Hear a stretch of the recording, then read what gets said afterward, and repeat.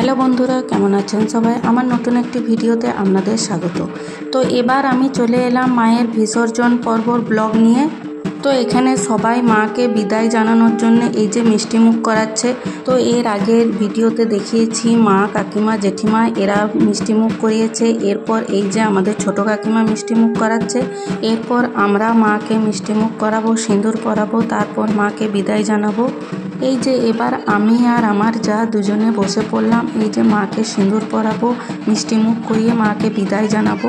আমাদের এই পূজাতে 3 দিন আমরা খুবই আনন্দ করি এবং বিসর্জনের দিনও খুবই আনন্দ করি, কিন্তু একটু মনটা খারাপ হয়ে যায় কারণ মায়ের বিসর্জন হয়ে যায় বলে, কিন্তু খুবই আনন্দ, খুবই মজা করি।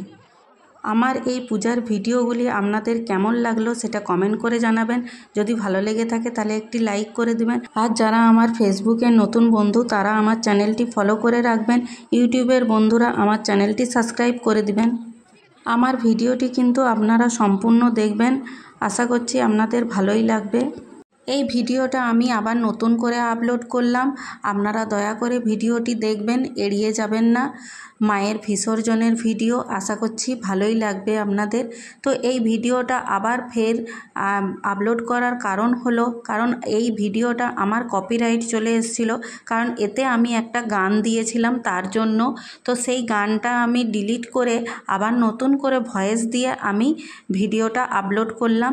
তো প্লিজ আপনারা কিন্তু দয়া করে ভিডিওটি দেখবেন। ভিডিও আপলোড করার সময় অনেকেই তো গান দেয়, বা এরকম ঠাকুরের ভিডিওতেও অনেকে ঠাকুরের গান দেয়, কিন্তু আমি ভিডিওটা দেওয়ার সময় ঠাকুরের গান, তো আমার ভিডিওতে কেন কপিরাইট চলে এসেছিলো সেটা আমি কিন্তু জানি না। আপনারা যদি কেউ জেনে থাকেন তাহলে প্লিজ একটু কমেন্ট করে জানাবেন।